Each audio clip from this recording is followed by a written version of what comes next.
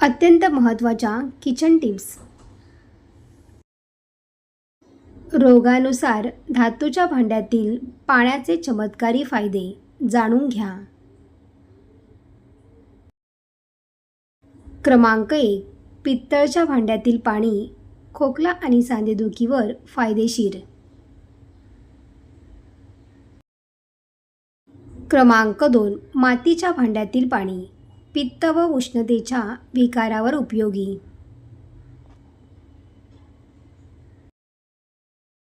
क्रमांक 3. चांदीच्या भांड्यातील पाणी मानसिक ताण आणि हृदयरोगावर उत्तम.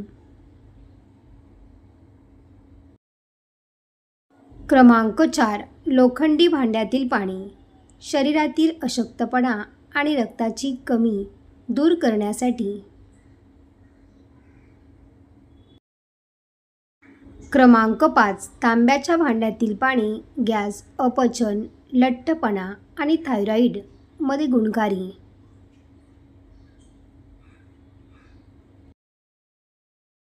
क्रमांक 6. स्टील सामान्य आरोग्यासाठी वापरण्यास हरकत नाही. शरीर सडपातळ करण्यासाठी या गोष्टी नक्की करा. क्रमांक 1. जिरे आणि बडीशेपचा काढा. हा काढा घेतल्यामुळे पचनाचा वेग वाढतो. अनेकदा शरीरावर जी अनावश्यक सूज दिसते ती या काढ्यामुळे गायब होते.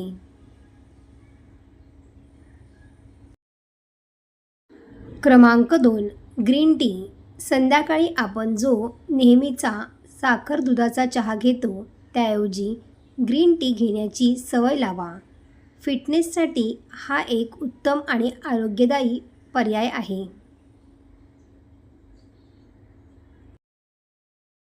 क्रमांक 3. ओव्याचं पाणी. जर तुम्हाला शरीर सडपातळ करायचं असेल तर ओवा रात्रभर पाण्यात भिजत ठेवा आणि सकाळी हे पाणी प्या.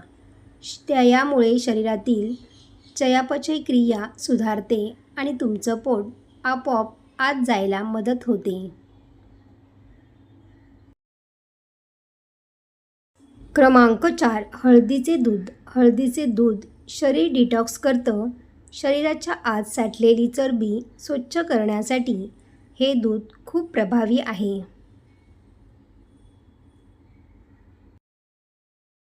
क्रमांक 5. ताक. वजन घटतं. ताकाचं सेवन केल्याने शरीरातील नको असलेली चरबी वितळते आणि लठ्ठपणा कमी व्हायला मदत होते.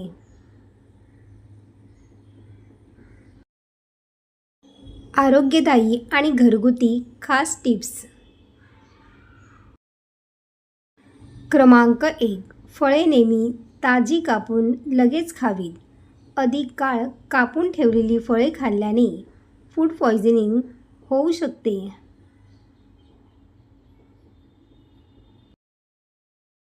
क्रमांक 2. ज्वारीची भाकरीमध्ये लोह भरपूर असतं. ॲनिमियाचा त्रास असेल तर ज्वारी खाल्ल्याने बऱ्याच फायदा होतो. भाकरी खाल्ल्याने रक्तातील लाल पेशी वाढतात. क्रमांक 3. शरीरामध्ये कॅल्शियमची कमी असेल तर मखाना पावडर व खारीक पावडर दुधामध्ये टाकून रोज प्यावे. यात मोठ्या प्रमाणामध्ये कॅल्शियम असते.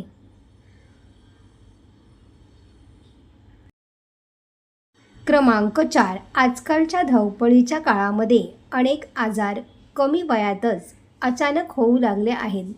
आजकाल हार्ट अटॅक, शुगर, कोलेस्ट्रॉल यासारखे जीवघेणे आजार खूपच थैमान घालत आहेत.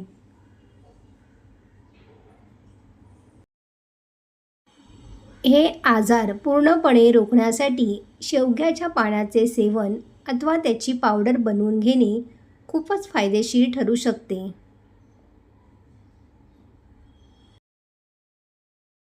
क्रमांक 5. रोज मूठभर शेंगदाणे खाल्ल्यास हाडं मजबूत होऊन स्नायूत ताकद येते. सर्वांना पडणारा प्रश्न. वेट लॉस करताना अंड्यातील पिवळा बळग खावा की नाही यासाठी खबरदारी. क्रमांक 1.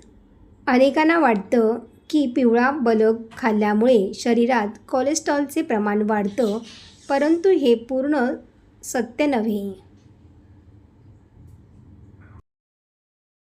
क्रमांक 2. अंड्यातील पिवळ्या भागामध्ये व्हिटॅमिन ए, ई, डी आणि B12 हे मोठ्या प्रमाणात असतं. क्रमांक 3. मेंदूचा विकास यात असणारे कॉलिन आणि गुड फॅट्स मेंदूच्या विकासासाठी आणि शरीराला नैसर्गिक ऊर्जा देण्यासाठी आवश्यक असतात.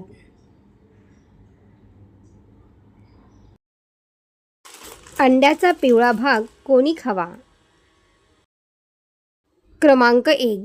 जे दिवसभरात खूप ॲक्टिव्ह असतात असे लोक. 2. जिम वर्कआउट करणाऱ्या व्यक्ती. क्रमांक 3. ज्यांना वजन कमी करायचे आहे त्यांनी दिवसातून 1. क्रमांक 4. महिला तसेच लहान मुले. अंड्याचा पिवळा कोणी खाऊ नये? क्रमांक 1. आधीच कोलेस्ट्रॉल अधिक असणाऱ्यांनी डॉक्टरांचा सल्ला घेऊनच प्रमाणामध्ये खावे. क्रमांक 2.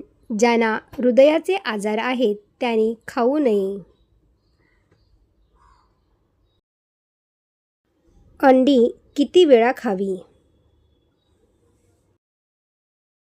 हप्त्यातून 3 ते 5 पूर्ण अंडी खाणे बहुतेकांसाठी सुरक्षित असतात. तुम्ही पूर्ण अंडी खाता की फक्त त्याचा पांढरा भाग खाता? कमेंटमध्ये नक्की सांगा. सर्व टिप्स तुम्हाला आवडले असतील तर व्हिडिओला लाईक करा आणि आपल्या मित्रपरिवारामध्ये शेअर करा. असेच नवनवीन व्हिडिओ पाहण्यासाठी चॅनलला सबस्क्राईब करा. धन्यवाद.